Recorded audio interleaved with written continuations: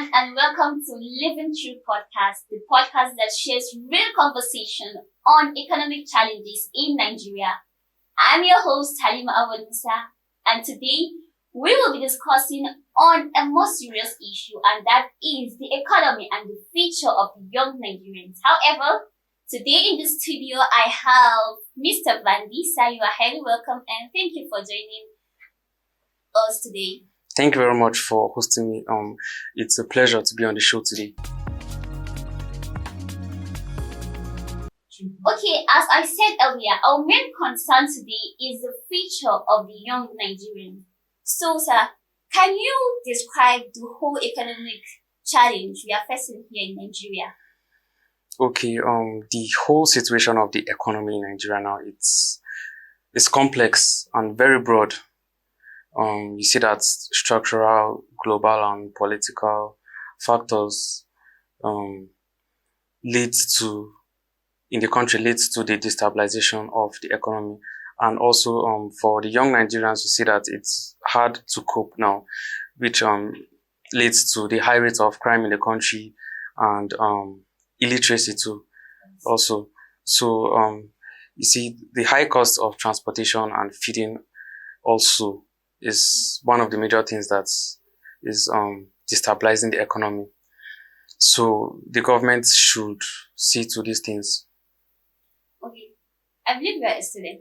Yes, I'm a student. So do you do anything apart from your school? Do you have any skill? Yeah, I'm into cinematography, video editing, and photography. Okay. You sponsor yourself? Partially. I sponsor myself partially. Okay, like you sponsor yourself through the cinematography? Yes, through my handwork.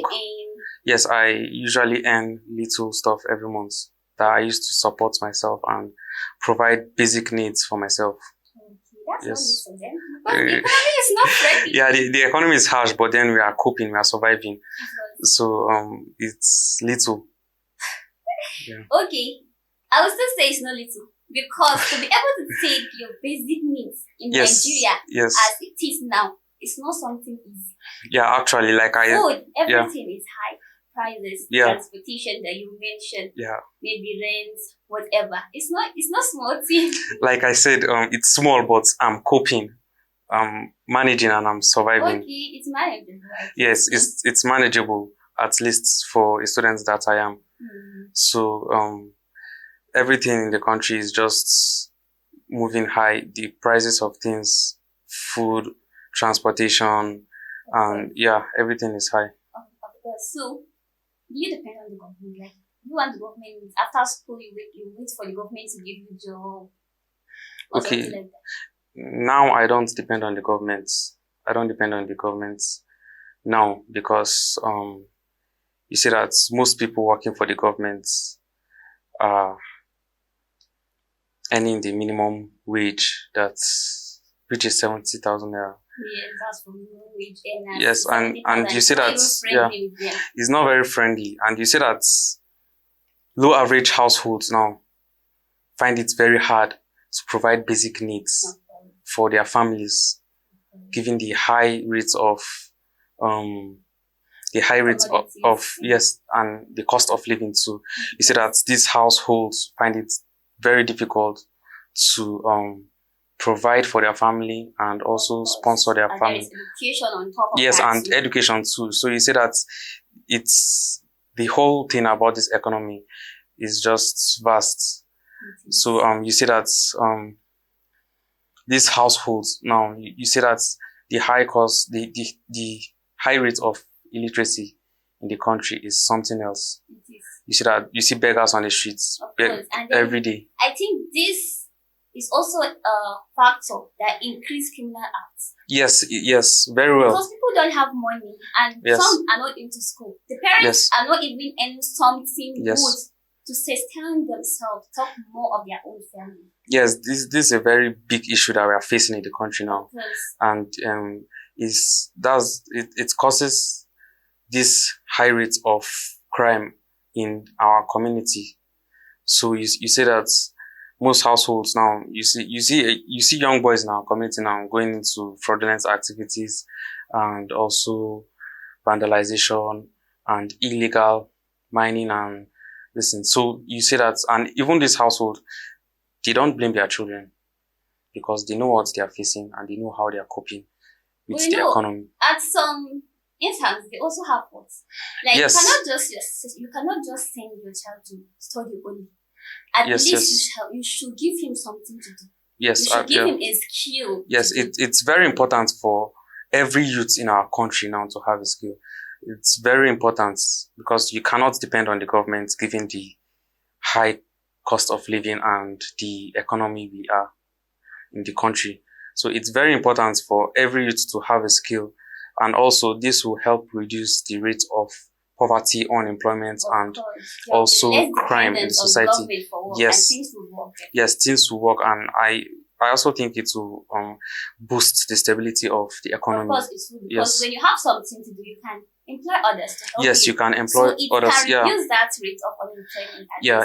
At least you see that private sectors now help in reducing the rate of unemployment, and the government, on the other end, are not doing anything.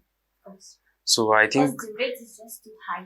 so. And every day we're having more graduates. Yes, More graduates. every day we keep on having graduates, and these graduates lack work to do. Of course. And even the ones in the system, the money they are getting is not sustaining them. It's something we can't.